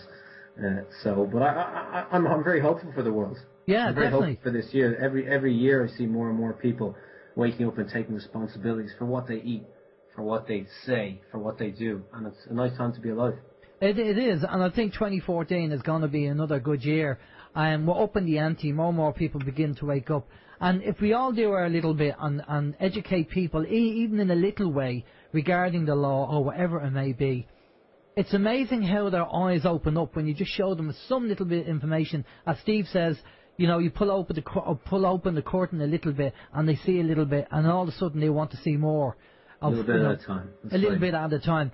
Well, listen, Aidan, I know you have to rush. I know you have to go and do what you have to do. So I'll just say a big thank you for coming on to the show and sharing that information. I hope the listeners were educated with that, the information that you've talked about. And I hope you have a very good Christmas and New Year. I'm going to pass you over to Steve, and Steve's going to go through. Steve, you were very quiet this time. I was very quiet because I was enjoying listening. No, thanks, Steve. I was just getting... Flattery will get you everywhere. I was enjoying listening to Alan. Hello, your jokes are all right. But no, it was brilliant information. There's a lot of people commenting backwards and forwards on the MSI chat as well, which I had to close down. I do apologise because I kept getting a script error. But on our own chat here as well, there's loads of people commenting as well. A lot of things in relation to anything you do, if you use the name on a birth cert, that it's a title to the crown, and everything kind of goes back to the crown. There's a lot of that, and that's something that we're going to have to go into as well. We'll have to bring the Pope into it as well, won't we? I'd say if you ask the Pope, I'm sure he'd probably fly over to the studio here and join us. He's too busy out feeding the poor, no doubt, while his company, which he's head of the CEO, is still investing in arms and Monsanto. But anyway, that's another story for another day. Oh yeah, exactly. that definitely is. Aidan, if people want to find out more about Aidan Killian, or maybe watch some of your videos online, where can they find that information? There's little bits on YouTube. AidanKillian.com is the website, but it's not updated. It will be in the new year. I've got a lot of stuff happening next year, but at the moment I'm taking a break. Put this book together. I'm going to put this book together, and we're going to get it out there, and hopefully it will help people turn fear into fun. Guys, thanks very much for doing your part in the Great Awakening. I appreciate what you're doing. No problem, and thanks again. I mean, what you're doing is, I won't say, I will say it's unique, because there's very few comedians, the likes of yourself, and in the same vein, Bill Hicks and George Carlin, and it's brilliant that you could turn it into humour to make people laugh and to wake them up at the same time. I think that's a skill in itself, and fair play to you. I think you've got a natural ability there. Guys, thanks very much. Be happy, guys. God bless. All right, Aidan, listen, we're just going to go to a bit of music. So just stay with us there for a minute, Aidan, and we'll be back after this. This is Mary, apparently, nice one, Steve, wishing all the Open Your Mind listeners a very, very merry, not too merry, Christmas, and a happy New Year. And we're back. Thanks, Mary. Makes it all worthwhile. A little bit of Kenny G there. Brilliant information by Aidan Killian. I'm sure we will get him on. I know people have said have to get him on for part 2, and I'm sure he will come on, especially when he has his book done. I'm sure we'll get him on to have a yap about that and promote that. Well, again, more information for us, more skills in our armoury to deal with the banks, to deal with the debt collectors, because it's getting to the situation now. We know about the smart meters. We've said it before about, I've rang up the ESB, I think it was a year and a half ago now, probably a year ago, and put them on record and told them that I do not want a smart meter, and they not allowed on my land, basic land. I won't say land, but on my drive. Yeah, we have to be careful what you say, because I know it's going to come up in the chat and someone's going to say it's not your land if you bought the house, it's belonged to the Crown.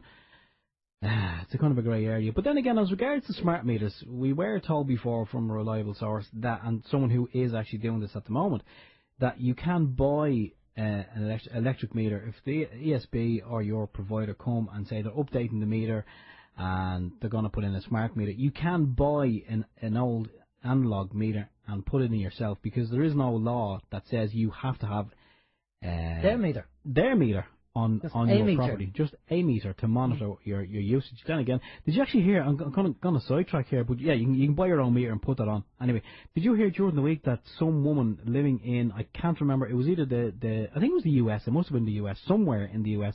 She's living completely off grid. She's supplying her own energy and she's growing her own food, and she's been, I think she's getting taken to court for being off the grid. Yeah, I heard something. And she was labelled as like a new radical or something. There was a label put on her because she wasn't buying her food from a grocery store, because she was growing everything herself. Well, I did see the picture. I did hear about that, and I don't know whether you've seen the picture of the supermarket, and on the roof of the supermarket was an organic garden. What a brilliant idea. So they were growing their own organic food on the roof of the supermarket, and obviously bringing it down and putting it in the supermarket. Well, I'm guessing it was obviously one of these mom and pop supermarkets. It wasn't like a Tesco or something. I think it was probably a mom and pop store rather than but it was a big supermarket. It was a big building. But what a brilliant idea! How to use the property that you have to actually benefit and save costs. Now, wouldn't that be great for people doing that? For even small stores doing that. Of course it would, yeah. But I mean, look, let's be honest about it. I don't think any of the local stores here, say the likes of the Aldi's or the Super Values or Tesco, I couldn't imagine them doing that, because it wouldn't benefit them. I don't really think it would benefit them, because they'd be growing organic and then selling that to the public. I'm sure there'd be 101 reasons as to why it wouldn't work. But is that not just an Irish mentality? Oh, I'm sure it is, yeah. Because I've come across that. I mean, I've been abroad. I've been in the States. In the States, when you're in a business meeting in the States, everybody's sitting around the table and it's a very can-do attitude. Let's have a look at it. Let's see what we can do. We have this problem. Let's see if we can sort it. And then you come back over to Ireland, UK, and you get the kind of sure, what can you do attitude. And you think it's so kind of negative. It is. That's the Irish attitude. It really is. And I would have said that's the Irish attitude because of 50 years of being force-fed fluoride. But then again, you're saying the Americans have a different viewpoint, that they're really go-getters, but they're being fluoridated just as much as we are, so I can't blame the fluoride. So what is it? Is it just, are we just a lazy nation? I don't know, but I think it was a brilliant idea, and I'm sure there's a couple of examples that we can use like that, but we won't go down that road because we're going to kind of keep it positive and happy because it's Christmas. It is. We'll do that. Now, I have, I'm sure Chris won't mind me reading this out. Chris is normally on our chat room every Sunday, fair play to him, and he's a regular listener to the show, and he donates as well, which is really nice. Thanks, Chris. And he sent us in an email, and it says, "Hi lads and Mary. Sorry, but he'll miss the show tonight as his daughter's coming back from Sydney, and he's going to have a real beer and not a virtual one, which he normally has on Sunday evening when he listens to OYM. And he just said he would like to take the opportunity to thank OYM for all the interesting and informative interviews you have done to date, and looking forward to more to come." So Alan, Stephen, Mary, Snowy, see, he even has included the guys on the chat room. Snowy, CC, Crown Copyright, how are you, Jim, 26, Agent, and all aboard the good ship OYM. I wish you all a brilliant Christmas and exciting New Year. I just hope Santa brings me the baseball bat I asked for, as I would love to give Enda a smashing Christmas. So that's nice of Chris saying hello to everybody in the chat room. He knows all your names, or the regulars anyway, and he'd just like to wish you a happy Christmas. And anyway, we're going to have this on. The podcast is going to be done after the show, so when he comes back in from the pub, he can actually sit down and listen to the show anyway. He'll hear us reading out his email. But so happy Christmas to Chris and obviously everybody on the chat room there. But for next week, we're just going to touch base about next week. Next week, we were myself and Steve were in two minds what to do, because it's kind of the Christmas break.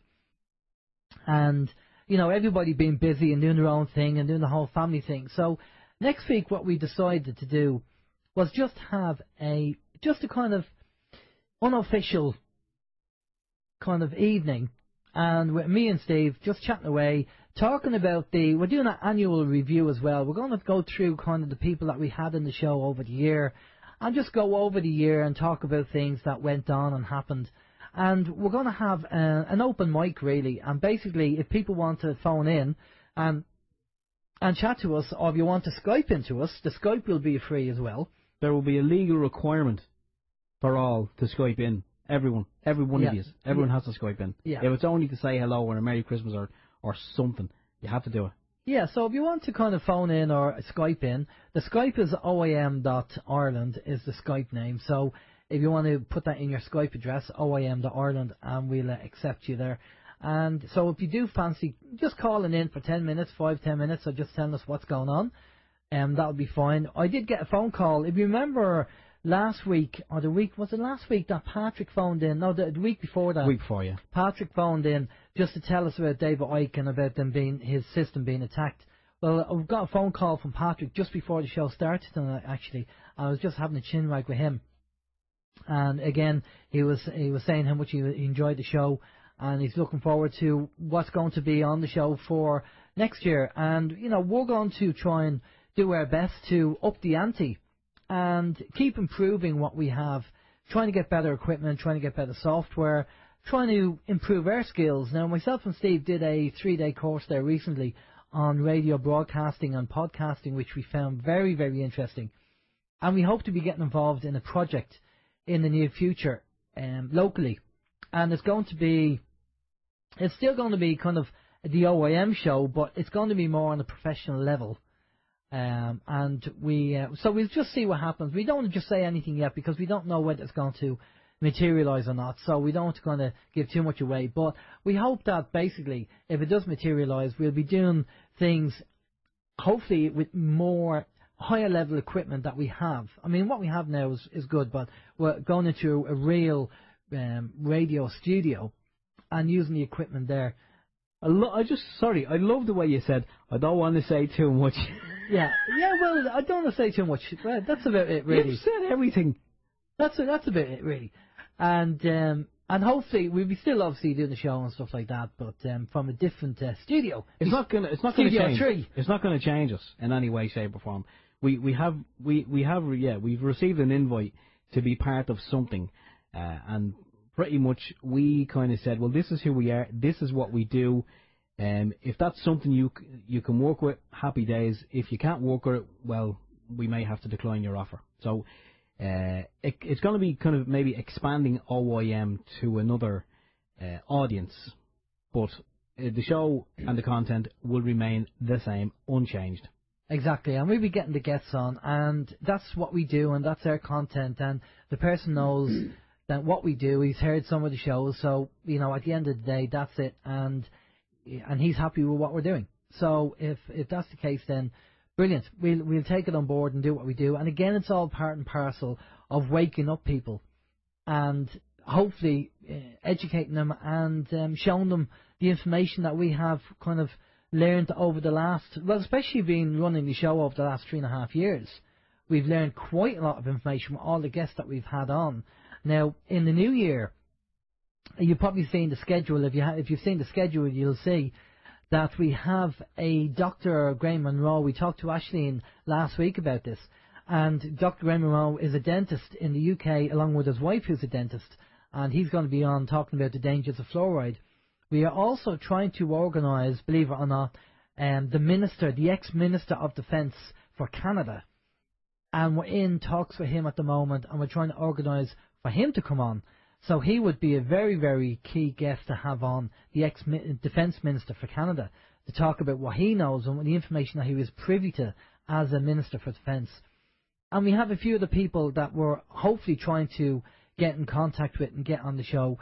Sometimes it can be very hard trying to nail guests down, and for whatever reason, some people don't want to come on, and I don't know why. I don't know why that is, but we do try our best to try and get people on. And We'll just see. I mean, if there's anybody that if there's any guests that you think would be good to have on the show, just send us an email and let us know, and we'll try and get them on, because obviously we want people to broaden your mind and educate us, get the information out there and learn from what they teach us. And that's the whole plan of attack. Yeah, so well, you've already got one recommendation there from Tomo, Rick Simpson. Obviously, Tomo enjoyed the Rick Simpson. Yeah, I'm pretty sure Rick would come on again. I think when we left him last time, it was open for him to come back on at a later stage. Obviously, it would all depend on Rick's schedule, because we do know he is a busy individual. Yeah, well, we're actually that's something that we have to chase up as well, Steve. Is that we got the details off the lady from Phoenix Tears, and we have to hook up that lady with Dr. Philip Michael, because we want the two of them to talk to each other about I don't know, organising some kind of peer reviews for the whole cannabis thing, because the lady at Phoenix Tears will probably have all this documentation anyway, and people have been cured of cancer using cannabis oil. So that's kind of the plan of attack with that. So that needs to be organised in the new year. But we have 2014 around the corner, and I'd like to think that because of the amount of people actually waking up at the moment, that we're going to have a good year. Hopefully, things will start turning around. I have noticed that there's an awful lot of things happening. There's an awful lot of... There is a Facebook page there called 2010 or 2012 Cabal Arrests, something like that. And they tend to report things that are happening. And one of the things that was reported the other day was something like 50 Turkish ministers or people in the government have been arrested or investigated regarding things that went on. And there seems to be a lot of that coming out. There seems to be more and more people being exposed of what's going on. And I'd like to think that 2014 could be another good year. My concern there, though, is you know as well as I do that if, let's say, somebody was trying to expose a company, and if they got in and they really done their homework and drilled right down, they could probably shut that company down completely, eliminate it off the face of the earth, for argument's sake. So these few people who are getting thrown to the wolves every so often, I kind of see them as collateral damage, if you like. Someone is going to expose what's going on in the company, and I feel personally that the big boys say, well, we're not going to allow this to happen, so they kind of go, eeny, meeny, miny, mo, right, that person down there, it's leaked something to the media, he's responsible for this, and throw him to the wolves, end the story. So then people think, oh, we've got the man, we've got our man, and he may or may not do time, there may be a fine, but I don't think they're really getting to the top where they need to get to. Yeah, but what they're doing is chipping away at the top. We're beginning to realise that the whole false flag scenario, and that they use scapegoats, we know that now. Yeah. Well, it's beginning to be obvious that these people that they're putting up in front, like the whole kind of U3 paedophile thing, they were the lower ranking paedophiles. Of course, yeah. They weren't the people at the top. So we know that's the case, and the fact we know it means that something has to change. It's in our consciousness where we are aware of it, that that's the game they were playing, and maybe years ago they would get away with throwing out a few scapegoats like that, but we know that goes all the way up the top. Yeah, exactly. So, and this is the thing, that's probably why they're getting scared, because we're beginning to realise that, no, we're not playing that game anymore. We know that there's people at the top involved in this, and that's a scapegoat. And this is the whole consciousness of the energy of the planet changing as well. So maybe 2014 is going to be a year where the consciousness of the planet will raise up another level, and stuff. People come out and expose even more. Yeah, just going back to last week. I know you mentioned something last week about Comet Ison. Now I wanted to, as you know, I was out visiting today.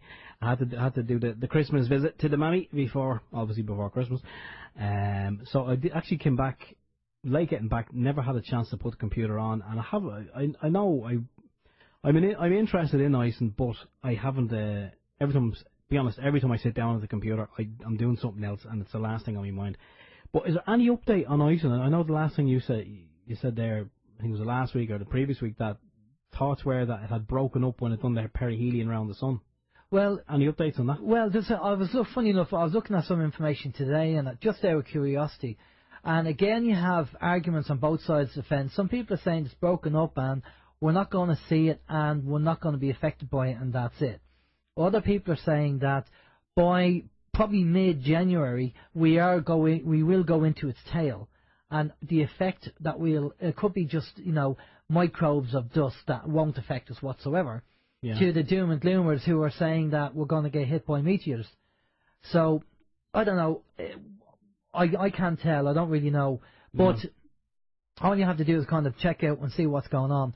But I am curious as to why, and we talked about this on the show before, why FEMA is buying up all the food, why the troops had to be trained by the 1st of October, why there was troop movements all around America, why the power grid went down, why the actual satellite systems that watch the sky were shut down as well, the second time in their entire existence of being on. So these are all kind of practical things that actually did happen, and people can vouch for this and say, yes, it did happen. So I'm just curious why these things happen. So are they expecting something? I don't know. I don't know either. But you're right. It is suspicious when you see information coming out about that organisation buying up half the planet's worth of food and exactly. It's a concern. One of the things. I mean, I can just tell you kind of what I feel or what I think. And maybe they are with Europe. Maybe they are kicking the can down the road because if they know something's coming that's going to be a major catastrophe for the planet, then them kicking the can down the road will just be their way of, look, just keep kicking it down the road until this thing happens, and then we don't have to worry about it because we'll wipe off the planet or half the planet. I don't know. I mean, I'm not fear-mongering. I'm just, in my own mind, I'm thinking, is this why they're doing what they're doing? Because if you look at Max Kaiser, and if you listen to what Max Kaiser says, he talks about the bail-in going to happen. We're going to have another 2008, but it's going to be even worse this time. So this is not the end of it, and the euro is going to definitely go down. I mean, we already know that the inflation rate of the actual currency, it's you go shopping now, you get nothing for your money, where you did, like if you go back a few years ago, you got a hell of a lot more. And that's the way the monetary system is set up. It's always going to devalue. It never goes back up in value because it's a Ponzi scheme. And I think that's really the problem. And so 2014 is going to be a year, probably it's going to be a make or break year probably for us to see what's going on. But by mid-January, according to some people on the internet regarding Iceland, by mid-January, if nothing happens, then I can't see nothing actually happening. Yeah, I suppose we'd have to wait and see. I know there was talk that if we were going to see anything of Iceland, it was going to be in and around the 25th of December, i.e. Christmas Day. But yeah, I suppose we're going to have to wait and see. But again, like you're saying about 2014, it's going to be an interesting year, and there's going to be more problems. It may be another 2008. But I don't think. Speaking as you were earlier about the Irish attitude, I don't think it's going to make that much of a difference. We'll have a few people, and the excrement will probably hit the fan once again. There'll be more austerity, even worse austerity, and as Aidan was saying there earlier, even the suicides. There's probably going to be more suicides and tougher laws and all this carry on. The bedroom tax, I'm expecting the bedroom tax. I think it was we spoke with Ben Gilroy about the bedroom tax, and he even said to us, it's coming. Don't think that it's not. That generally whatever comes in the UK comes in here, and I've no reason to believe that it won't come in here. So that's going to come in. There's all these new stealth taxes. I'm sure there'll be the stealth taxes. There's going to be the water charges, the property charge. As we know, I think for the property charge for 2014, they already want that out of your pocket by the end of 2013. So what's really going to change? It probably will be another tough year. But again, I suppose most of the Irish people, the people who are still asleep, they'll just accept it. They'll be whinging at when they're sitting on the high stool of a Friday evening. That instead of having my usual couple of points, I can only have X amount of points. But I mean, I know we said before, it's only when people really start hurting is when people will stand up. But it seems to me that with the Irish, a lot of the Irish, and I'm not saying nothing bad about the Irish, I am one, and have been for a long time. But we kind of get trampled and trod on, and we say, oh, we won't take this anymore, and then they trample on it some more. And it's like you know, with a child will boundary test all the time, and you keep moving the line, and every time you move the line, the child will keep going up to that line, and when you keep moving, it's like that's the way I feel it is now in Ireland, that we say, oh, we won't stand for this anymore, we're not going to take it anymore, and the government go, well, hang on a second, we'll just push it another bit, and then we take a few steps back, and we draw the new line. Well, that's it, we're not going to, there's the new line, we will not take anymore, and the government go, really? Property tax, and we go, well, we take another few steps back, and the same, and it just keeps going, and I think that will continue until we're buried it into the ground. Well, if you look at the rebellion, you know, going back to the early 1900s, it wasn't the mass population of the Irish. They say the fighting Irish, but it wasn't the mass population that, you know, made the difference. It was the 1% that made the difference, if you think about it. Yeah. You know, so it'll probably be the 1% in Ireland this time that will make the difference also. It's quite possible, but even at that, I mean, it's not going to be the 1% who are going to be having these online petitions on Facebook, sign our petition. I don't think it's going to be that. That's not going to be the 1%. I don't think it's going to be the 1% who are walking up and down the main streets carrying placards. I don't think it's going to be that 1%. Sad to say, I think the 1% that will make a difference will be the 1% who'll take up arms and go into, say, not that we're condoning violence in any way, shape or form, but it will be the 1% who actually bear arms, go into the Dáil and make a difference. And I know someone said there that Max Kaiser was recommending hang the bankers, but it won't be until, say, something like that happens. It'll be that 1% of Irish people who will invoke change, not the 1% that's, although I know a lot of people they don't know what to do, and they just see as well, I'll carry a placard or I'll sign an online petition. They think that's going to make a difference. No, it's not going to make a difference. They're only deluding themselves. But I suppose at least the fact that they're awake is a benefit in itself, and that 1% just need to educate and wake up more people. Yeah, now, was it in the UK where that bailiff got shot? The guy who was going, he was by the 60-year-old man. I don't know. It was a 60-year-old man in the council house. Yeah, the bailiff was going up with his female accomplice to evict this man from the house, and obviously the man didn't want to be evicted from his home. You know, I mean, it's Christmas, it's cold out there, so he shot. I think he fired at both of them. I think he hit one of them. I'm not sure if he hit one or both. But yeah, fair play to him. Well, not that we condone violence in any way, shape or form. No, but that's what I think that's going to be the next agenda. I mean, there's going to be people that will get so close to the desperation and anger, maybe, that it'll get to that stage. And I don't know, I mean, if you were to go to a politician and something like that happened and a politician did get, shot, would that give them the excuse to bring in martial law or something similar along that line? Yeah. And is that what they want? To anger, the population? It looks like it. When you look back at the past 5 years, there's a lot of things that have come down the road over the past 5 years, and we've moaned and bitched and complained about almost every one of them. But we still accept them. We still accept every one of them. And sorry, I've actually lost my train of thought there. We've accepted it, and no, sorry, it's gone. I had a point to make there, and it's gone because I was reading something there in the chat. No, that's okay. No, it's I don't know where we're going to go with this. I mean, Bob Chapman was on our show. He's passed away, unfortunately. But Bob Chapman was a good guy, and he said, "Don't worry about all these kind of trillions of gas reserves off the west coast of Ireland and all this kind of stuff." He said, when people are struggling to feed their kids, he said, that's when they'll wake up. But he said, that's when it might be just too late. And also we had Lindsay Williams on the show, Pastor Lindsay Williams, and he said, when people don't have the money, they won't be able to rebel. People who are struggling won't rebel. So they know the psychology. I mean, Enda Kenny knows, and the government know the psychology.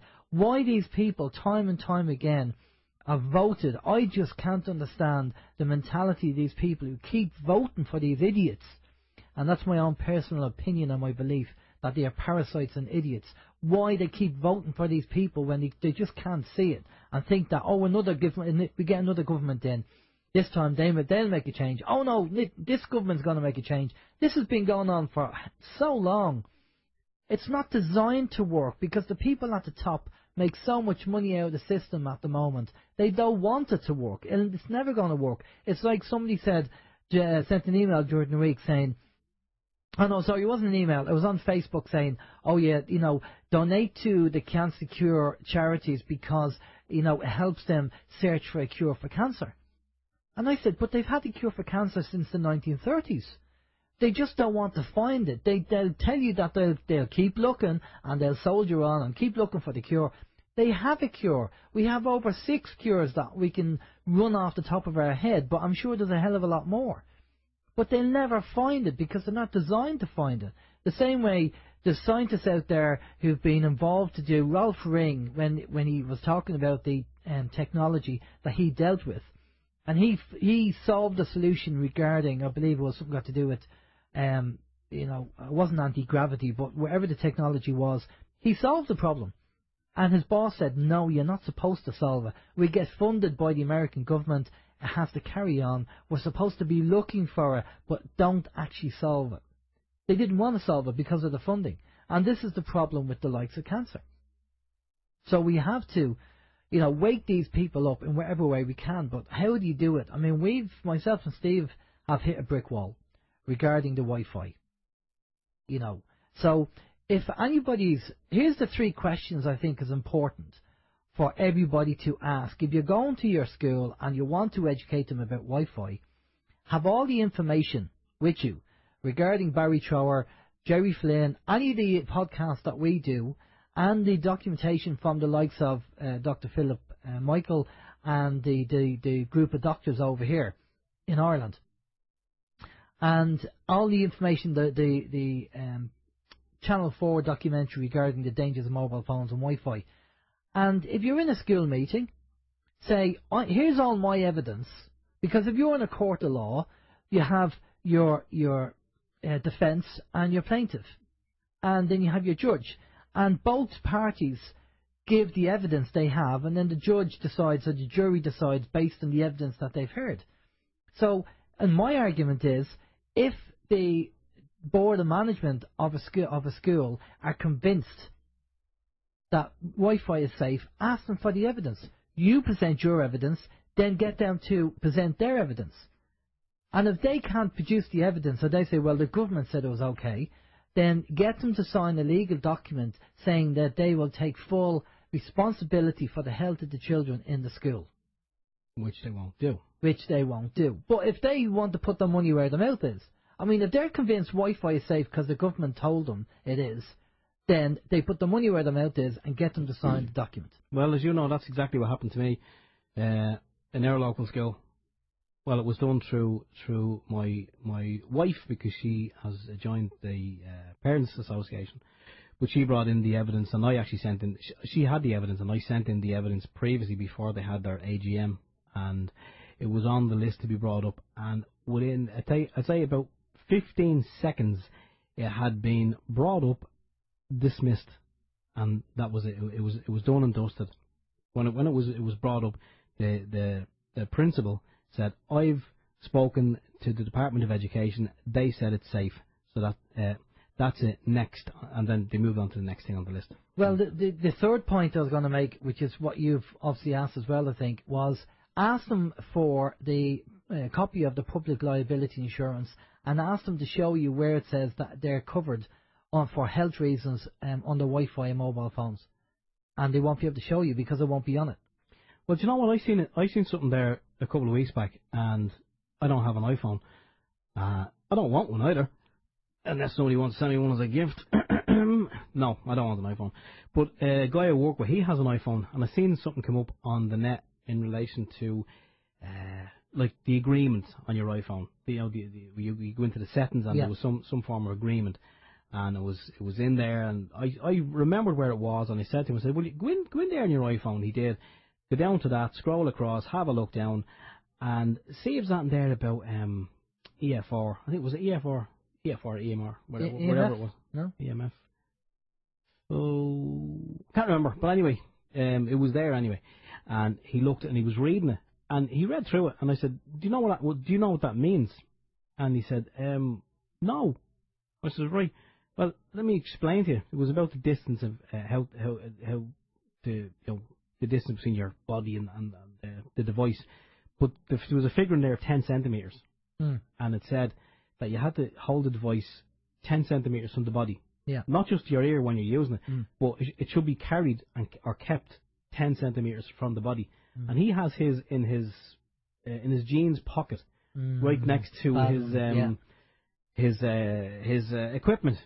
And I says, right, if that's supposed to be kept, if the manufacturer is saying that should be kept 10 centimeters from your body, do you think they may know something?